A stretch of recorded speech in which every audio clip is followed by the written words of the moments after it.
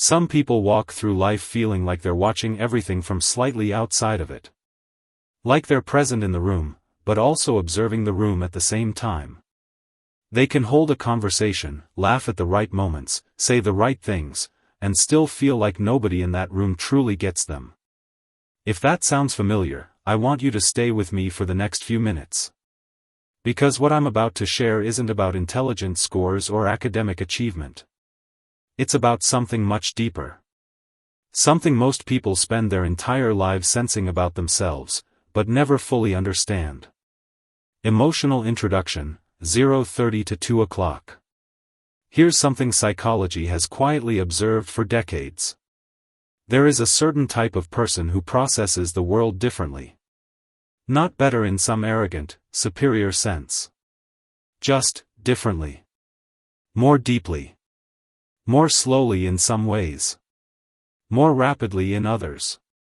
These people tend to think in layers.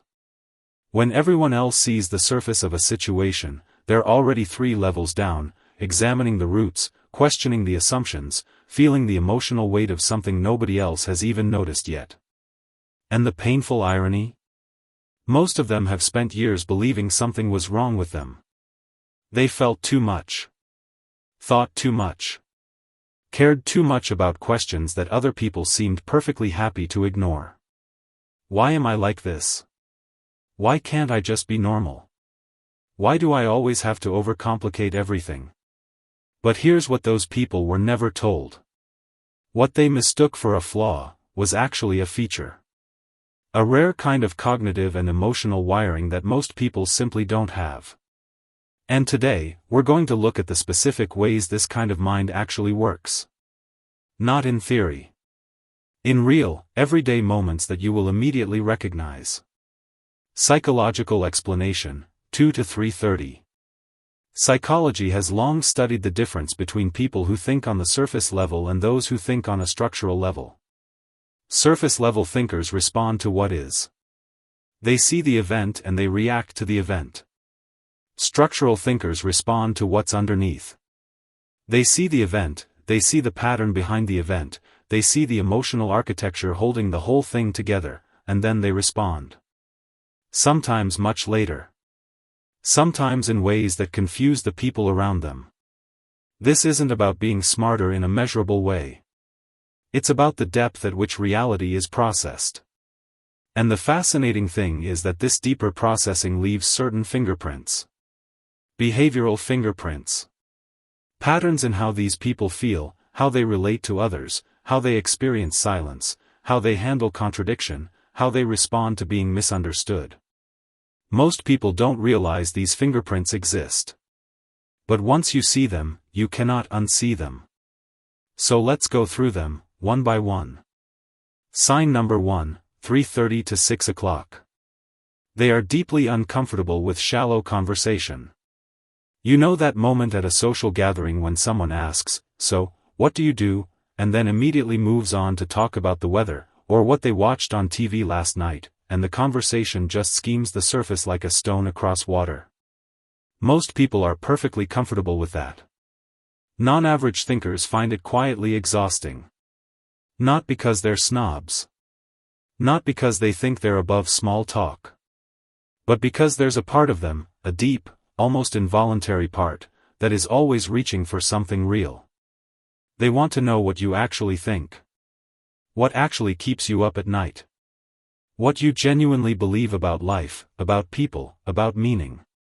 And when they can't get there, when every conversation stays in the shallow end, they leave feeling strangely drained. Like they spent the evening performing a version of themselves that doesn't fully exist. Psychology calls this a need for cognitive depth in social connection. These people don't just want to be around others. They want to be known by others.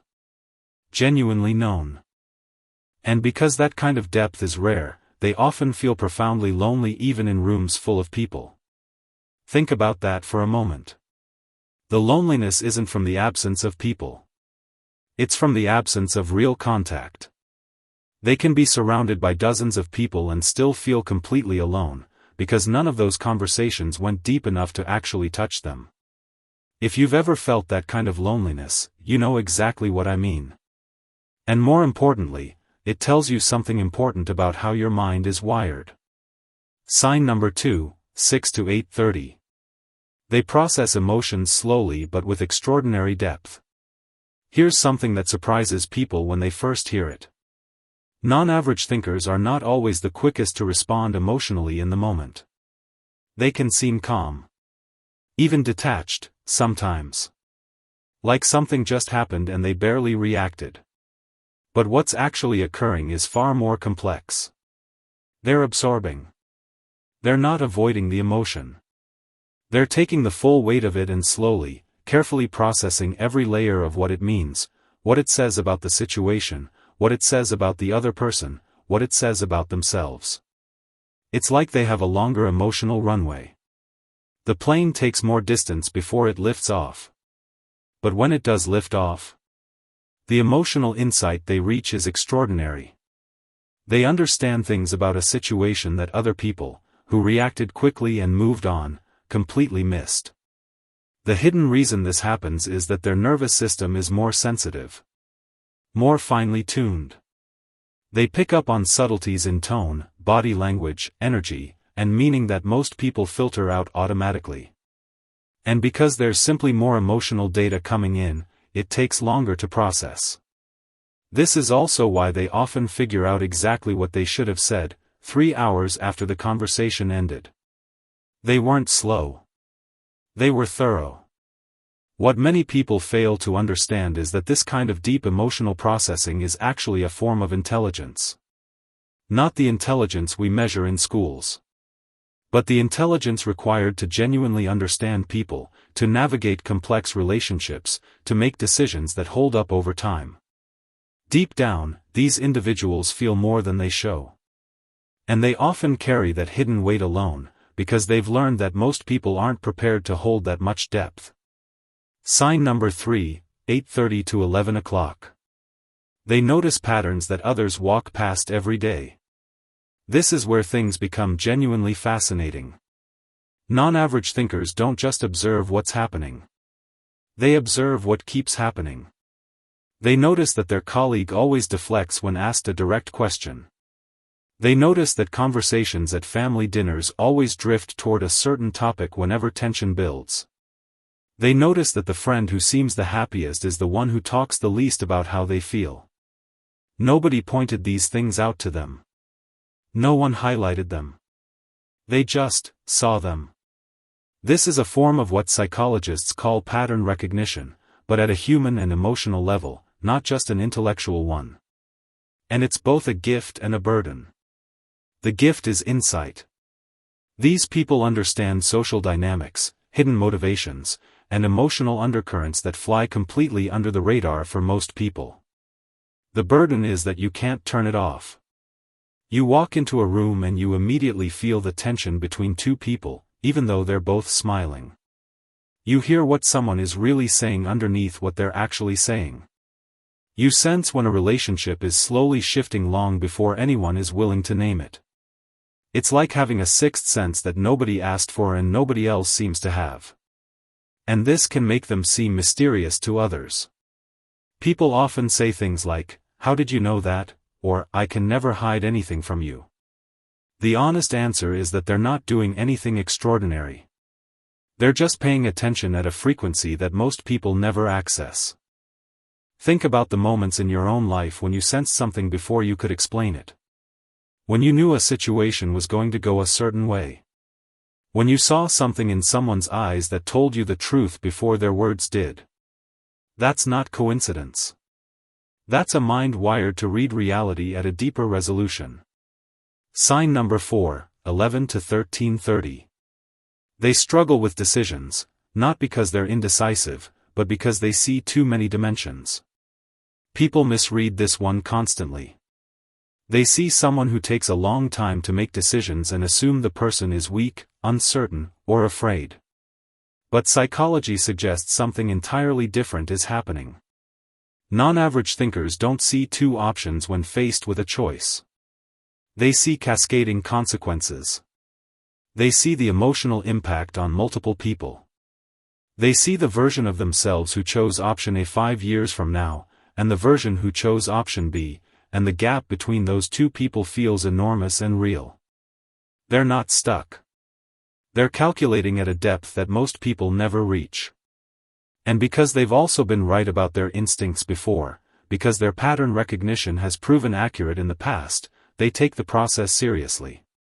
They know that the decision they make today is actually a statement about who they are and who they're becoming. This is also why they often feel deeply unsettled when they're forced to decide quickly. Not because they can't decide, but because they know what they'd understand if given more time, and they feel the loss of that understanding like something being taken from them. What many people fail to understand is that this kind of deliberate, multidimensional thinking is exactly what leads to decisions that are durable. That hold up. That you don't regret a decade later. The person who decided in 2 seconds and moved on doesn't think about it again. The person who took 3 weeks and mapped every angle? They made a choice they can actually stand behind.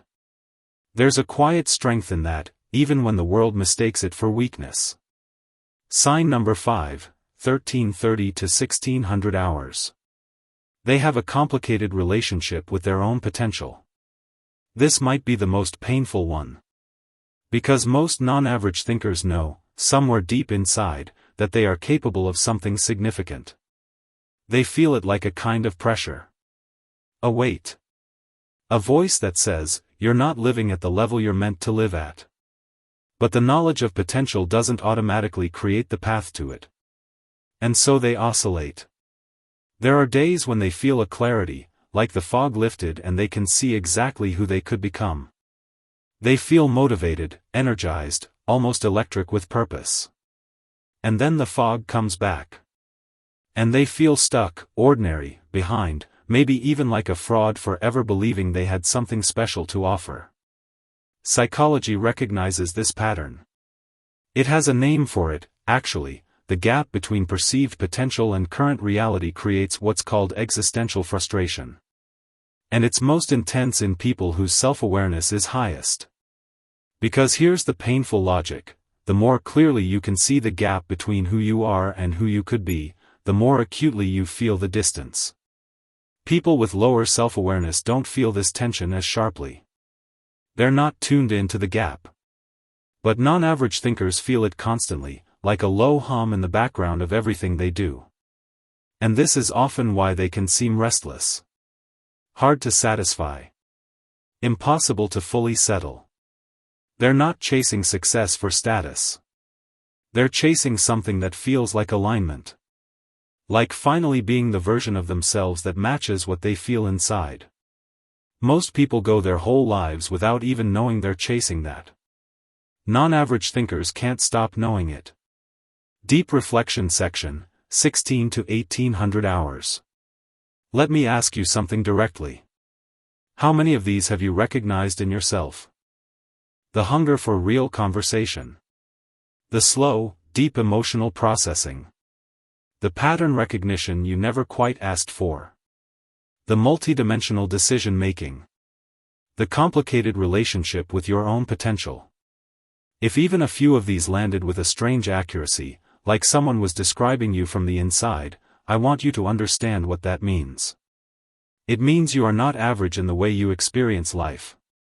And I want to say something carefully here, because it matters.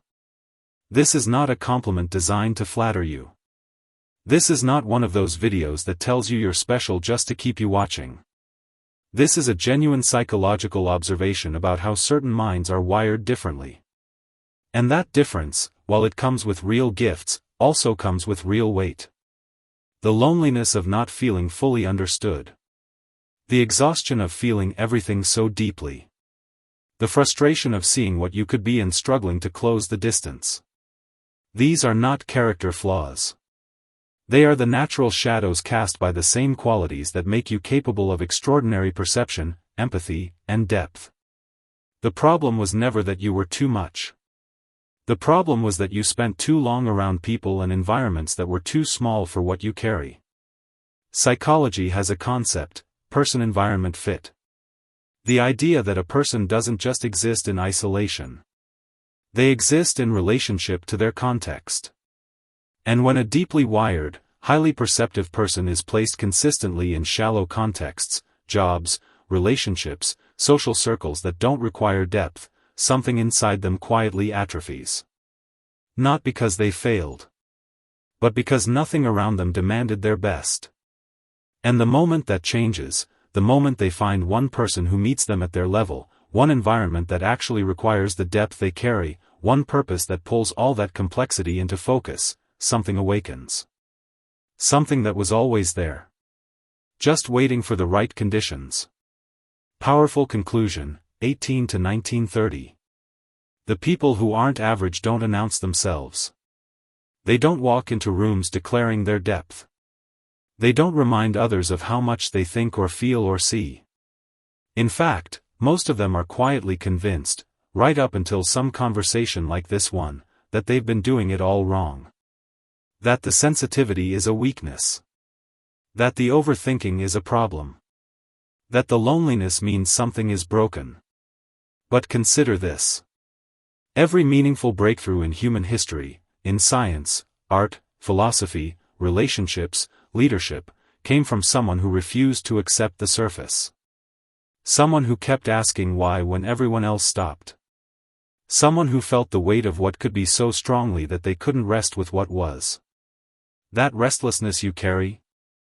That pressure you feel? That sense of not quite fitting into the version of life you've been handed? That is not dysfunction. That is the beginning of something. The average mind accepts the world as it's presented. The non-average mind looks at what's presented and quietly, persistently asks, is this all there is? And when the answer is no, they begin. Not because it's easy. Not because the path is clear. But because something in them doesn't know how to stop reaching for a life that actually matches what they feel inside.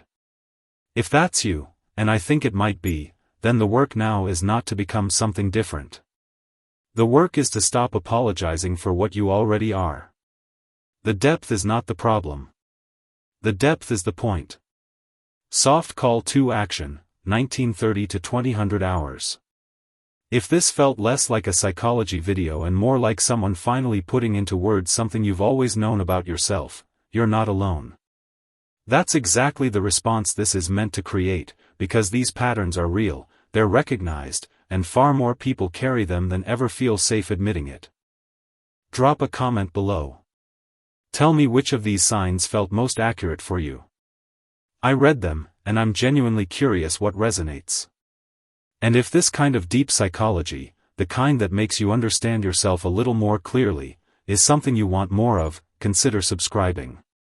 Because this is exactly what this channel is here for.